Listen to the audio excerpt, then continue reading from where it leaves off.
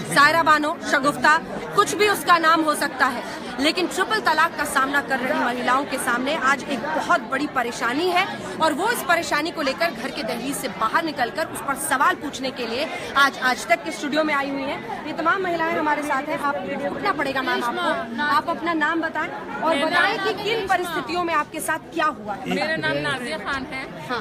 और शादी के बाद मेरे हस्बैंड मेरे साथ मारपीट करते थे और दहेज की पैसों की मांग करते थे। इसके खिलाफ उन्होंने जो है मेरे खिलाफ कुछ चाल चली, उन्होंने मेरे ऊपर जो है झूठा मुकदमा डाल दिया जिसे कोर्ट ने खारिज कर दिया। इस तरह उन्होंने मेरे ऊपर दबाव बनाना शुरू किया। जब मैं पैसे उनको नहीं दे पाई तो उन्होंने 19 मार्च 2013 को मुझे घर से निकालकर बाहर फेंक दिया। और एक पेपर में उन्होंने कोर्ट के बाहर जो आपको दिखा था वो बताएं। जब मैं अपने घर रहने लगी मैंने उनका इंतजार किया, लेकिन जो है जब वो नहीं आए, एक दिन वो मुझे 3 महीने बाद मुझे कोर्ट में मिले तो कोर्ट ने जो है उन्होंने एक कागज निकाला, उसमें लिखा हुआ था फतवा। ठीक है, तो मैं एक बार आपके पास आना चाहती हूँ। सायरा बानो, आप बताएं कि क्या हुआ।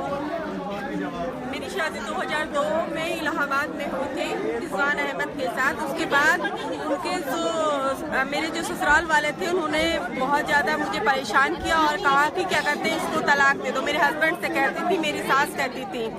उसके बाद मेरे हस्बैंड कुछ उनकी घरेलू मतलब लड़ाई झगड़ा हुआ, उसके बाद अलग रहने लग गए। उसके बाद भी मेरे हस्बैंड का जो मतलब मानसिक स्थिति थी वो हमेशा मुझे दबाते थे। 2 साल से आप अपने बच्चों से मिल नहीं पाई। 2 साल हो गए हैं आपके। 2 साल। दोनों बच्चों का क्या नाम है? एक बेटे का नाम इरफान है और बेटी का नाम मुस्कान है। 2 साल से आप मिल नहीं पाए हैं। ऐसी और भी कुछ महिलाएं हमारे साथ हैं, जबरदस्त परेशानियों का सामना। आप भी आ जाए, आप भी आ जाए। क्या हुआ था, किस तरह की परेशानी का आपको सामना? जी, हम दोनों बहनें एक ही घर में एक ही घर आए गए हैं और एक महीने के बाद हमें घर से बाहर निकाल दिया। वो दहेज की मांग करते हैं, पैसे मांगते हैं, कहते हैं गाड़ी लाओगे, दहेज लाओगे, पैसे लाओगे तब तुम्हें इस घर में रखेंगे वरना हम तुम्हें छोड़ देंगे। और हमें आप दोनों बहनें हैं? जी, एक ही घर में है और 1 महीने में घर से बाहर निकाल दिया और 10 महीने से मेरे घर पे ही है। और हमें इंसाफ चाहिए, हमें हमारा हक चाहिए। हम नहीं चाहते, हमें 50 लाख रुपए चाहिए। और इसी इंसाफ की मांग ये भी ले रही है। तो हमने आपको दिखाया, ये सायरा बानो जी है। कुरियर के जरिए आप परिस्थिति सोचिए, कुरियर के जरिए तलाक जब घर पर भेज दिया जाए तो क्या बीतता है। आप बताइए, आपकी छोटी बेटी, मेरी 1 साल की बेटी है, मुझे उसकी परवरिश करनी है। उसकी परवरिश के लिए उसको दिलवा दीजिए जिससे कि मैं उसकी परवरिश तो कर सकूँ।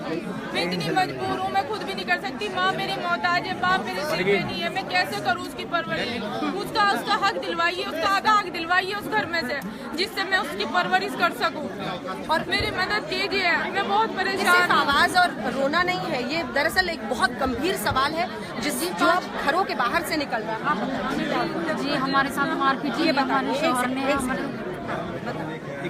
देखो हमारे साथ मारपीट कर हमें तलाक देकर घर से बाहर निकाल दिया गया है। और जो हमने उनके खिलाफ रिपोर्ट करवाई उन्होंने बहुत उल्टी हमारे ही खिलाफ करवा दी। हमारी नहीं कहीं सुनवाई हो रही, नहीं कुछ हो रही। हमारे बड़े छोटे छोटे बच्चे हैं, लेकिन इन सब के बीच कुछ इंसाफ चाहिए। हम अपने बच्चों को परवरिश कैसे करेंगे? हम कैसे, हमारे माँ बाप बूढ़े हैं और बीमार हैं, हमें तो इंसाफ चाहिए।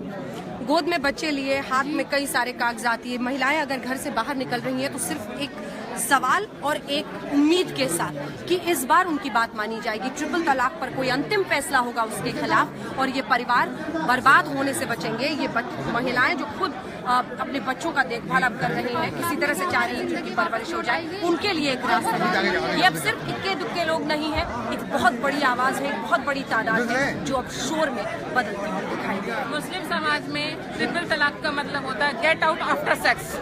आप जाओ, अब आपका काम खत्म।